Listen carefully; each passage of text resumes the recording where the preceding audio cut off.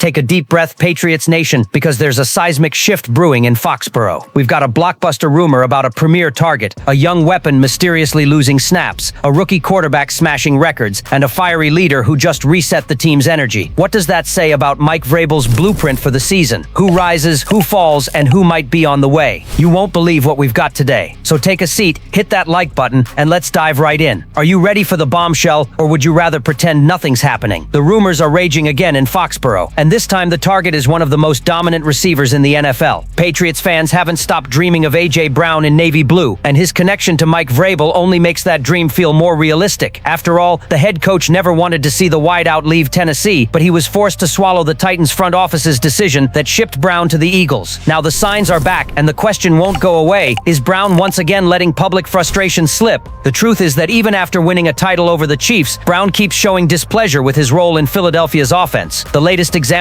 was glaring: just 2 catches on 9 targets for 7 yards against the Buccaneers. For a player of his caliber, that's almost an insult. And when that kind of frustration pops up, history tells us it doesn't take long before it turns into real movement on the market. Of course, prying Brown out of Philadelphia wouldn't be simple or cheap. His market value is sky high, and the Eagles aren't exactly desperate to make a deal. But that's exactly where Vrabel's savvy comes in. He knows the player, knows how to get the most out of him, and more importantly, has never closed the door on a reunion. And when a coach of his stature leaves that door cracked open, anything can happen. Patriots fans are buzzing about the idea. Picture Brown lined up with Stefon Diggs. Picture Maye, still maturing, with not 1 but 2 elite targets, turning every down into a real threat. That wouldn't just boost the offense, it would flip the script for a team that's been begging for depth and explosiveness in the passing game for years. Don't think this would go unnoticed around the league. Just by showing interest, the Patriots put themselves at the big table. Even if talks don't advance now, keeping Brown's name tied to New England is strategic. It sends a clear message: we're paying attention, and if the opportunity opens up, we'll be first in line. Among fans, reactions are mixed but loaded with emotion. Some believe any price is worth it to land a target like this. Others are more cautious, worried about the cap and roster construction. But everyone agrees on one thing: if A.J. Brown ever wears a Patriots jersey, the entire NFL will have to take notice. And while that possibility hangs in the air like a flame that refuses to go out, one feeling spreads through the nation. Maybe the biggest dream of the post-Brady and Belichick era isn't as far away as it seems. You know when something just doesn't add up, and the fan base starts scratching its head trying to figure it out? That's exactly the vibe in Foxborough with DeMario Douglas. The young receiver who looked poised in 2024 to be a key piece alongside rookie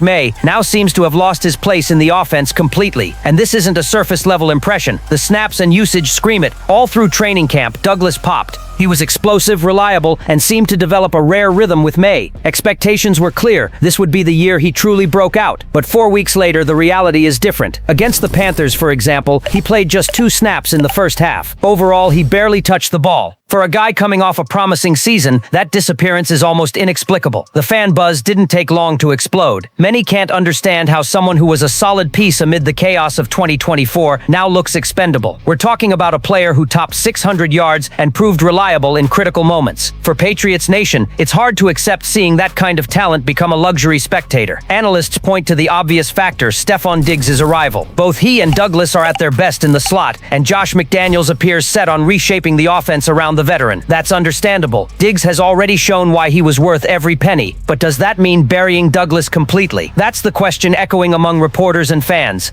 Another clue is McDaniels' style. If you've watched him over the years, you know he's not afraid to redraw roles week to week. That could mean the Douglas situation isn't final, just a temporary adjustment. Maybe the coordinator is keeping cards up his sleeve, planning to deploy the young receiver in key moments as the season unfolds. But the fan base is impatient, and seeing talent sidelined never lands well. Some suggest the issue is deeper. McDaniels may not fully trust Douglas's versatility. While Diggs is a constant threat at the intermediate and deeper levels, Douglas can appear limited to slot-only work. And when 2 players compete for the same space, the elite veteran usually wins. If that's the case, this season could become a survival test for Douglas on the roster. Here's the provocation: wouldn't it be smarter to lean into the chemistry between Douglas and Maye rather than bury it? A rookie QB needs targets he trusts, and their 2024 history shows that bond is real. Failing to leverage it could be a costly strategic mistake, especially in pressure games. Among fans, the comps are already popping up. Cases where the Patriots undervalued young pieces in favor of veterans. Some even point to Jacoby Myers, who went on to thrive elsewhere. Will Douglas be the next to follow that path?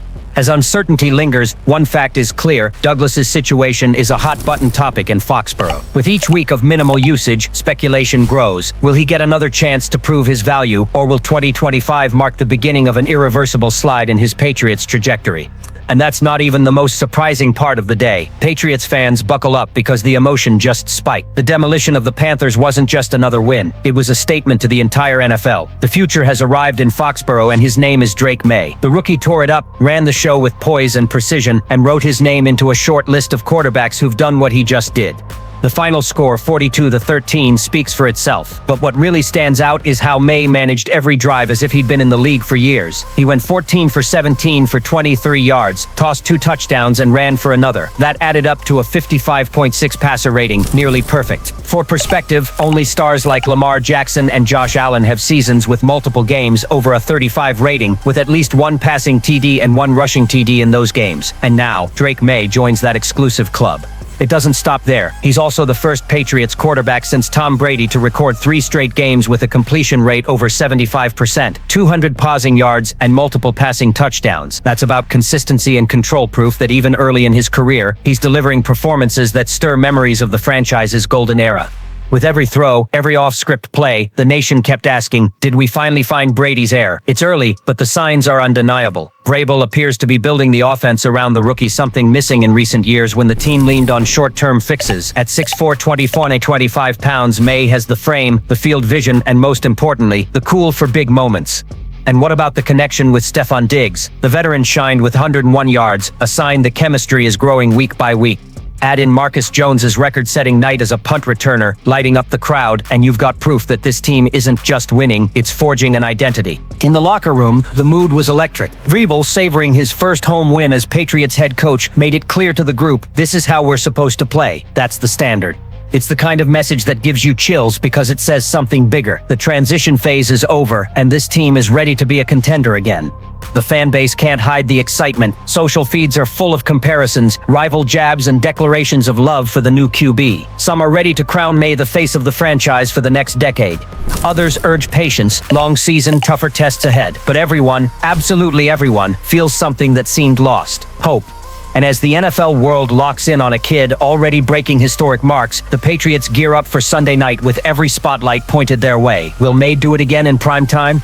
Hold up, if that performance took your breath away, what's coming next is even more unbelievable. Patriots fans, keep the emotions in check, because if we've been talking about talent and on-field performance so far, now it's about leadership, identity, and the soul of a team. The protagonist here is Stefon Diggs. When the Patriots signed him, the expectation was crystal clear: bring in a true no-one receiver, someone who could transform the offense. What nobody quite anticipated was that along with the yards and catches, he would bring the voice the locker room was missing. Last Sunday, before the Panthers game, Diggs gathered his teammates at midfield at Gillette. The place was packed, energy humming, and there he was, firm voice, locked-in stare, speaking like a preacher in full sermon. It wasn't just motivation, it was a call to battle. Young players and vets were transfixed. Rookie Kyle Williams summed it up in one line: it's electrifying. That guy is a natural leader. Feels like a future Hall of Famer talking to us. And it didn't stop with words. Diggs carried that energy into the game. 6 catches on 7 targets for 101 yards. Every grab felt like more than execution. It carried the message he delivered minutes earlier: effort, identity, and belief. The impact was immediate. With each play, the offense's confidence grew. The entire team fed off that energy. Here's what's fascinating. This leadership role isn't new for Diggs. People in Minnesota will tell you he's always been vocal, always played with emotion, always knew when to speak to light a fire. But in New England, that style carries special weight. The Patriots are rebuilding. They lost iconic leadership when Brady and Belichick left. They desperately needed a new voice. Diggs filled that void with authority. Players like Austin Hooper and Garrett Bradbury were unanimous. Diggs doesn't just play, he inspires. He puts Vrabel's and Josh McDaniels' messages into locker room language: details, discipline, ball security, relentless energy. More than echoing coaches, he translates the message into something teammates feel, internalize, and take onto the field. That balance, demanding and charismatic, is rare. Plenty of star receivers focus on their own numbers. Diggs wants more. He wants to elevate everyone. Every practice, every speech, every catch reinforces a bigger idea. The Patriots aren't just some rebuilding team, they're a team with an identity, ready to fight.